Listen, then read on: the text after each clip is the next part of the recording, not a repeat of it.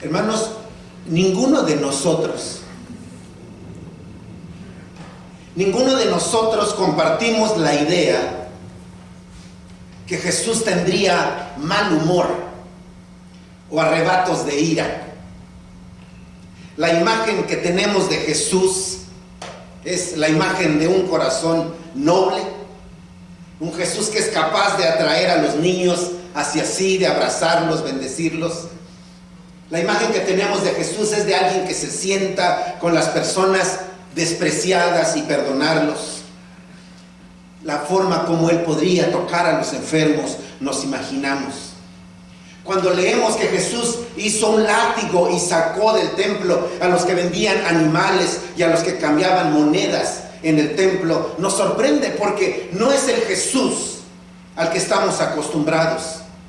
Ciertamente podemos pensar en Jesús hablando enérgicamente, reprendiendo el mar, pero no lo vemos a Jesús iracundo, no lo vemos a alguien perdiendo los estribos y mucho menos diciendo maldiciones. Un día Jesús salió de Betania con rumbo a Jerusalén. Entre Jerusalén y Betania hay una distancia muy corta, son solamente alrededor de 2 millas que se caminan fácilmente. Y dice el pasaje que Él tuvo hambre. Yo quisiera pensar que la expresión aquí más adecuada sería que se le antojó algo de comer. ¿Por qué pienso esto? Porque cuando Jesús estaba en Betania, Él se quedaba normalmente con sus amigos. Si ustedes se recuerdan a María, Marta y a Lázaro, ellos vivían en Betania y antes de salir de casa, por supuesto que los amigos, como excelentes anfitriones y como es la cultura en el Medio Oriente, ellos habrían ofrecido al maestro que comer. Y no dice que los discípulos también tenían hambre, solo dice que Jesús tenía hambre. Eso es lo que dice la historia. La población en el Medio Oriente se distingue por su hospitalidad. Entonces, ¿cómo es que Jesús sale de una casa y apenas ha empezado a caminar y ya tiene hambre? Mateo nos dice que era de mañana y la distancia realmente no era prolongada. Es interesante que el pasaje nos diga esta condición de la humanidad de Jesús. Y los caminos en el Medio Oriente son desérticos, por lo que uno no puede pretender que haya árboles con mucha sombra, árboles frutales o huertas en el camino. Los árboles más comunes allá son los olivares, los olivos, son las palmeras de los dátiles y las higueras, que pueden crecer aún de manera silvestre. Los árboles y frutos que se daban a la orilla de la carretera eran propiedad de quien lo quisiera, era público, quien quisiera comer, lo podía comer. El pasaje nos dice que Jesús a lo lejos vio una higuera frondosa. Las higueras pueden ser árboles más o menos grandes, no muy altos, pero muy frondosas las higueras. El pasaje dice que Jesús vio a lo lejos este árbol muy frondoso. Sus hojas son muy grandes de la higuera. Si usted no conoce la higuera, sus hojas no son como de los árboles habituales, sino que son un poquito más grandes. De tal forma que uno no puede encontrar fruto en este árbol a menos que lo rebusque. No se ve a la distancia. Si usted piensa, si conoce cómo son los árboles de mango, ¿verdad? Que usted puede ver a la distancia cuando los mangos están maduros. Si usted se imagina las manzanas rojas, a la distancia usted puede ver manzanas rojas o mandarinas. Pero uno no encontraría a la distancia tan fácil los higos maduros, porque estos se tornan un poquito oscuros cuando están maduros. Jesús se acercó y rebuscó y ¡oh, desilusión! Gran desilusión. Cuando llegó, no encontró nada, no encontró frutos para poder comer. Podemos imaginarnos la sensación que él tuvo de querer algo y no hallar lo que buscaba. Es como cuando a nosotros alguien nos habla de un buen lugar para comer, o unos buenos tacos, o un buen restaurante, ¿verdad? Que aquí hay muy buenas taquerías. Y dice, oye, fulano de tal hace unos tacos de tripa bien buenos. Y usted llega con mucho entusiasmo, con mucha hambre, y llega y dice, y se los dan así con una tortilla tostadita, ¿no? Como se hacen los tacos de Taco Bell. Y usted dice, no. O que usted viene en la carretera y se para en la gasolinería o la gasolinera con mucha hambre después de haber manejado 6, 8 horas, o menos, ¿verdad? Porque tiene que llenar su tanque. Y lo único que encuentra ahí para comer son chips. Y se desilusiona a usted porque quiere encontrar algo que le llene, algo que le haga saciar su hambre. Lucas nos dice que el árbol no tenía fruto, pero nos dice también por qué no tenía. Dice que no era la temporada. No era la temporada. Este evento sucede en Semana Santa, es a mediados de abril y no es el tiempo de higos. Es como buscar mangos en diciembre o mandarinas en agosto. Simplemente no sucede. Y es aquí donde usted y yo nos empezamos a hacer preguntas. Jesús es Dios. Él no sabía que ese árbol no tenía fruto. Jesús, que conoce los corazones, ¿no sabía que ese árbol era puras hojas? La mayoría de nosotros yo creo que diríamos, claro que sí, él sí lo sabía. Pero entonces viene la pregunta, ¿por qué la maldijo? Si no era la temporada. ¿Por qué esa palabra tan dura hacia ese árbol? Y ahora miren, hermanos, la palabra que ocupa el evangelista Marcos para decir que la maldijo, cuando los discípulos dijeron, mira maestro, la higuera que maldijiste, esa palabra que ocupa es la misma que se ocupa en Mateo 25. Miren en qué contexto. Entonces dirán también a los de la izquierda, apartados de mí, malditos. Es la misma palabra que ocupa al fuego eterno preparado para el diablo y sus ángeles. A mí se me antoja una acción fuera de lugar de parte de Jesús, como rudeza innecesaria. ¿Por qué esta actitud? Ahora, hay algo más. La está maldiciendo por algo que no puede hacer. Y en segundo lugar, está usando su poder milagroso, por eso la higuera se secó, para beneficio personal. Es decir, cuando Jesús hace milagros, hermanos, lo hace en función de las personas, para beneficio y bendición de ellos, pero nunca para beneficio personal. Y en este caso, no sucede algo que Él quiere que suceda y hace uso de este milagro. Jesús habló con la higuera. No le habló a los demás de la higuera, sino que le habló a la higuera y le dijo, nunca más coma nadie fruto de ti. Así le dijo. Personalizó a la higuera y le dijo, nunca más nadie coma fruto de ti. Esta firme expresión, los discípulos la catalogaron como maldición. Podemos sentir ese carácter que ocupa Jesús para decir esta expresión. Hay 3 palabras aquí que Jesús ocupa que son muy radicales. Nunca, jamás y nadie. Es fuerte. Nunca, jamás y nadie. Parece rudeza innecesaria. Sobre todo porque no era el tiempo de higos, más bien parece un capricho de Jesús. Entonces nosotros estamos pensando, ¿qué sucedió aquí? Al día siguiente, después de los discípulos haber ido con Jesús de Betania a Jerusalén y venir de regreso, vieron que el árbol se había secado y Lucas dice que hasta la raíz se secó el árbol en un día. Yo no sé ustedes, hermanos, pero a nosotros que hemos tenido que pelear bueno, ya no, ¿verdad? Pero que teníamos que pelear con la hiedra venenosa.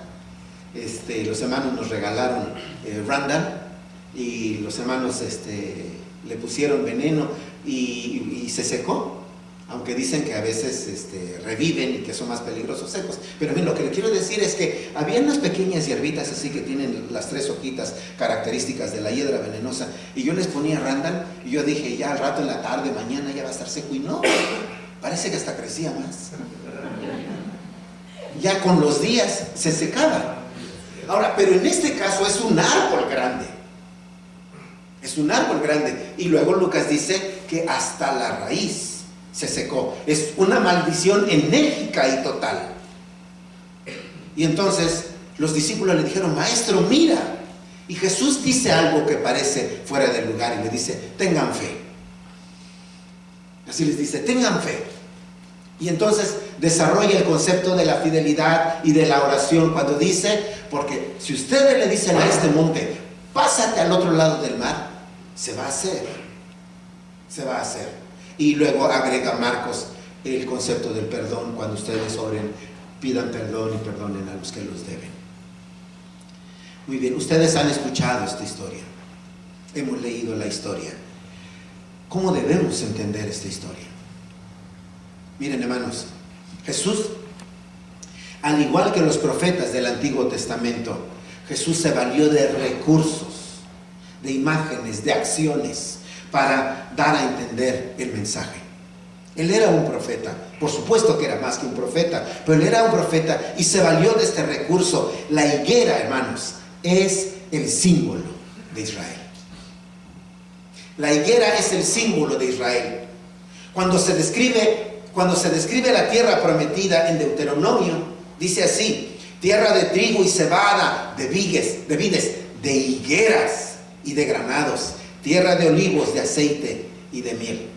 Es un árbol característico de la tierra de Palestina. Cuando los espías fueron a explorar la tierra y trajeron frutos, según el libro de Números, dice: y llegaron hasta el arroyo de Escol, y de ahí cortaron un sarmiento con un racimo de uvas, el cual trajeron 2 en un palo, y de las granadas y de los higos. Es representativo de esta comunidad. Y luego en el libro de Miqueas, hablando de la era mesiánica, cuando venga el Mesías, mire lo que dice: y se sentarán cada uno debajo de su vid y debajo de su higuera, dice, y no habrá quien los amedrente, porque la boca de Jehová de los ejércitos ha hablado. ¿Qué es la higuera? La higuera es el símbolo de la comunidad de Israel. Ahora, mire usted, Jesús acaba de presenciar una gran entrada triunfal a Jerusalén. En los versículos anteriores usted puede ver que Jesús acaba de entrar a Jerusalén. Toda la ciudad se había volcado en la celebración, en una gran fiesta, recibiendo a Jesús. La higuera llena de hojas representa la hermosura de la ciudad. Esa higuera floreciente representa la hermosura de la ciudad, pero sin fruto, la cual Jesús vino a buscar, pero no la halló, y entonces la maldijo.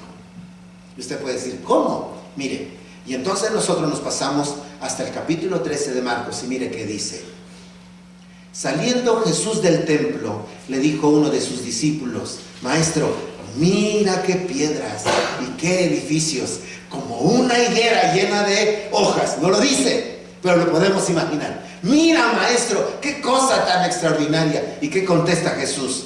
Jesús respondiendo le dijo: ¿ves estos grandes edificios? No quedará piedra sobre piedra, sino que será derribada. ¿Qué representa esa higuera floreciente, Jerusalén? Y esa maldición llegaría 70 años, en el año 70 llegaría cuando Israel perdería todo, serían llevados cautivos y no quedaría piedra sobre piedra. El problema de la higuera en esta historia es el problema de la apariencia.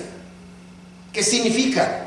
No era el tiempo de dar frutos, pero lo tupido del follaje, lo extraordinario de la sombra, habla de un árbol saludable. Un árbol frondoso, con hojas, se asocia con flores y con frutos. Estaba bello, pero vacío. Uno de los problemas, hermanos, más grandes de nuestro tiempo es el culto a la autoimagen. ¿De qué estoy hablando? Cuando nosotros vamos a nuestras fotos de perfil en nuestras redes sociales, nosotros, por supuesto, que ponemos la foto más adecuada, ¿verdad que sí? Donde salimos más delgados, Hasta hacemos la boquita así. Y decimos, tómame la foto de allá de abajo para que no me salga la papada. ¿Verdad? Ahora miren, hermanos, eso no está mal. Pues por supuesto que todos queremos vernos bien. Nos paramos en la mañana y nos vamos al espejo. Ninguno se arregla para verse mal. ¿Alguien aquí lo hace? Ninguno se compra ropa para decir, oh, es que esta no me queda, los botones me quedan así, esta me voy a comprar. No. ¿Para qué nos arreglamos? Para vernos bien. ¿Para qué nos bañamos? Los que se bañan. ¿Por qué? Ahora, miren, hermanos, aunque nuestro aspecto exterior es importante, podemos correr el riesgo de ser solo apariencia. Bonito por fuera, vacío por dentro. ¿Se acuerdan ustedes de los algodones de las ferias? ¿Se acuerdan? Es un algodón de este tamaño, ¿verdad? Y le muerde a usted y se le hace nada en la boca. ¿Verdad que sí? Yo no sé si ustedes conocen con los que se echan volados que venden en la calle, ¿cómo se llaman? Los merengueros, los merengues. ¿Conocen ustedes los merengues? El merengue es un postrecito. No sé cómo explicarlo, no sé hacer merengues, ¿verdad? Pero es un postrecito que se hornea, que se hace con huevo, clara de huevo, lo que sea. Y queda como un panecito, muy dulce y muy rico. Pero cuando usted lo muerde, está vacío por dentro. Entonces usted se puede comer varios merengues si pudiera. Uno lo puede comer porque son muy dulces. Pero lo que yo quiero resaltar aquí es que se ve una pieza antojable, pero cuando uno lo muerde, ya no tiene nada. Eso es lo que está hablando, eso es lo que está simbolizando esta historia. Es lo que es muy admirable por fuera, pero no tiene nada adentro. El religioso cuida mucho las apariencias, lo que se ve, lo que los demás pueden juzgar, pero existe el riesgo de tener una vida vacía y sin fruto. Miren, hermanos, existen las personas que viven en desfachatez. ¿Qué es eso? Yo sí tomo, yo sí me doy mis pasones, yo sí me drogo. Y por supuesto que está mal. Pero también está la persona que se cuida tanto para no dañar su imagen, pero hace las mismas cosas a escondidas. ¿Lo estoy explicando? Hace lo mismo, pero nadie lo ve. Se cuida su imagen. Y cuando lo vemos decimos, wow, me gusta mucho cómo se ve. Pero no conocemos si hay fruto o no hay fruto.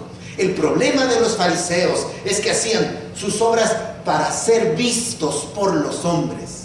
La apariencia, la imagen. Así dice Mateo 23. Pero no tenían fruto. Cuando ellos se acercaron a Juan el Bautista los amonestó muy duro y les dijo a ellos, generación de víboras, así les dijo, ¿quién les enseñó a huir de la ira venidera? Hagan frutos dignos de arrepentimiento, tengan fruto. No solo se vean bien, le dice a los fariseos. Entonces, en primera instancia, esta historia se relaciona con la figura de la ciudad de Israel y que iba a caer porque no dio fruto cuando debería de haber dado fruto. La segunda enseñanza es que la actitud de Jesús es una gráfica para sus discípulos. Una cosa es decir lo que uno debe de hacer y otra cosa es mostrar con hechos cómo se hacen las cosas. Como consejeros, hermanos, todos nosotros somos excelentes como consejeros. Somos como los espectadores, somos los mejores espectadores en un partido de fútbol. Así no, córrele más, párate allá. Pues sí, pero tú estás sentado, yo estoy adentro. Regresemos a los fariseos. Jesús dijo de ellos: así que todo lo que os digan, guárdenlo, háganlo, pero no hagan conforme a sus obras, porque dicen y no hacen. Pero no así Jesús. En el caso de Jesús, Él les enseña con el ejemplo. Jesús le dijo: tengan fe en Dios. Los discípulos le decían a Jesús: Maestro, enséñanos a orar. ¿Por qué? Porque lo veían orando. Le decían: ¿por qué nosotros no pudimos sacar ese espíritu? ¿Por qué le dijeron eso a Jesús? Porque vieron que Jesús, cuando dijo: sal fuera, el espíritu salió. Jesús siempre hizo primero para que los discípulos pudieran aprender que era posible hacerlo. Jesús, precisamente en esa semana, al día siguiente, Jesús va con sus discípulos, se quita su túnica, se queda con la toalla, toma un lebrillo, toma una palangana, toma un recipiente y se acerca a sus discípulos y le lava los pies. Pedro le dice: a mí no me lo vas a hacer. Y el Señor le dice: si no te lavo, no tendrás parte conmigo. Y Pedro dice: Señor, no solamente mis pies, báñame todo. Y Jesús le dice: no, los que están limpios, limpios están. Le lavó los pies a los 12 discípulos, incluyendo a Judas, que él sabía lo que iba a hacer al día siguiente. Le lavó los pies. Hermanos, esto es muy bochornoso. Yo no sé si ustedes lo han visto. Yo lo vi un día. Y tal vez un día lo deberíamos de hacer aquí en la iglesia. Pero yo lo vi un día. Estaban un grupo de pastores enfrente. Entraron las hermanas con su toalla en la mano, jabón en la mano, y luego traían su recipiente. Llegaron, ellos estaban sentados en unas sillas en el altar, y entonces les quitaron los zapatos, les quitaron los calcetines y empezaron a lavarle los pies. Y yo me puse a llorar. Yo dije: yo no dejaría que me hicieran esto. Ahora, porque es la hermana o el hermano que se sienta con nosotros ahí, pero aquí estamos hablando de Jesús, el Maestro. Y Él está lavando los pies, y entonces Él les dice: ¿saben lo que les he hecho? Háganlo ustedes también. Entonces Jesús no enseña de palabra. Jesús no dice: esto es lo que deben hacer, así se tienen que conducir. Él les pone el ejemplo. Él les pone el ejemplo. Ejemplo les he dado. Los discípulos dijeron: mira, maestro, se secó. Y Jesús le dijo: tengan fe. Tengan fe. Si tienen fe, no solamente esto van a hacer, sino pueden hacer que una montaña se mueva y se aviente al mar. Hermanos, nuestros hijos se parecen más a nosotros que lo que nosotros quisiéramos. Ellos son lo que nosotros les hemos permitido que sean. ¿Me oyó?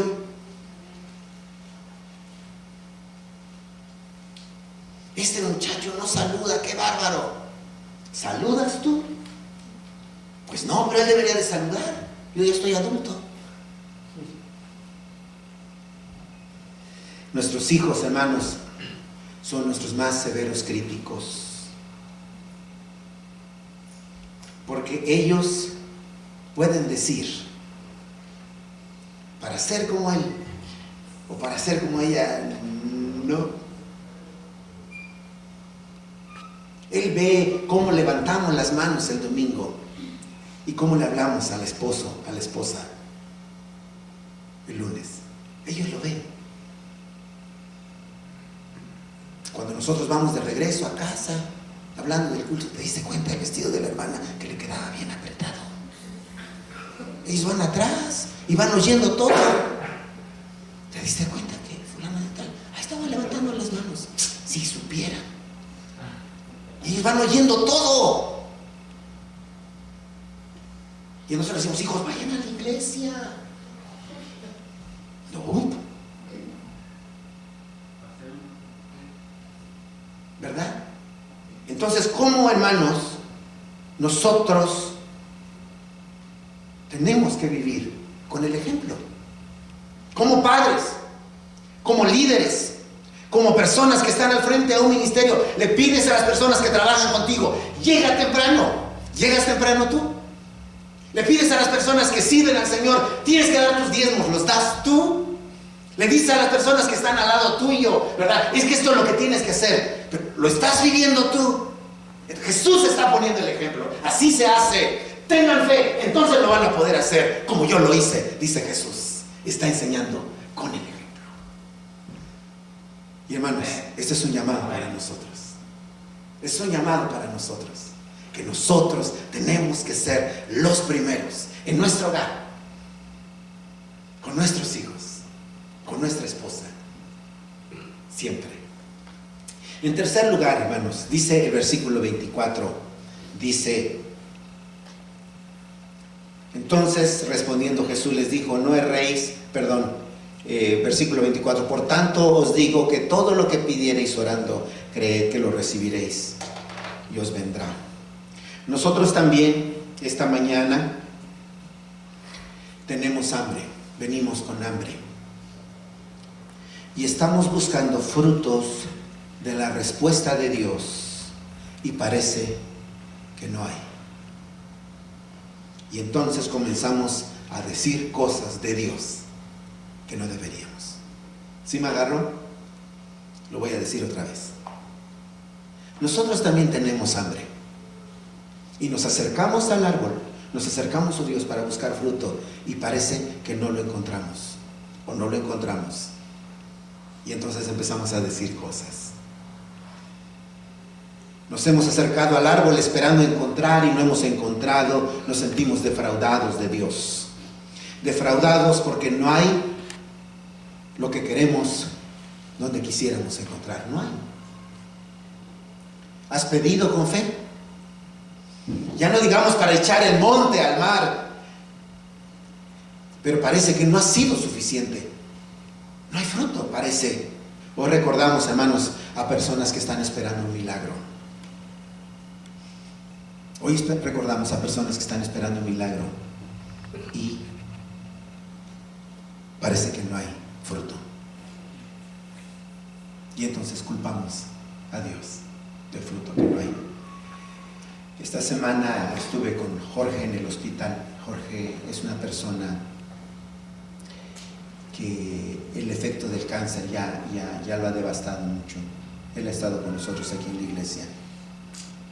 Esta semana recordamos la pérdida de nuestra hermana Lorena, que fue mordida por perros en otro estado y que falleció esta semana. A mí me llama la atención que hasta en Univisión y otros canales de televisión salió el caso de ella. Falleció.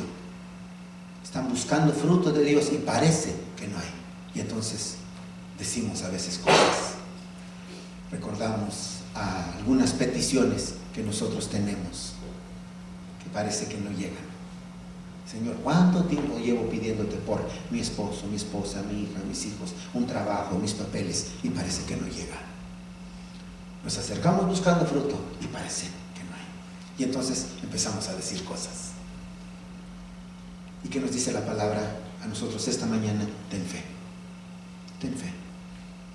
Es que yo tengo, pero parece que no pasa nada. Continúa. Ten fe. Ten fe. Porque ese Dios no es estéril. Ese Dios no se seca. Ese Dios no se olvida. Ese Dios siempre tiene fruto. Aunque a veces nos acercamos y parece que no hay. Pero ese Dios es fiel siempre a sus promesas. No desistas. Continúa. Ese problema que está en las manos de Dios, Él ya lo ha escuchado. Recordamos a personas que están esperando una respuesta por trabajo. Tenemos esperanza en ese fruto que se hay, porque con Dios todas las cosas son posibles.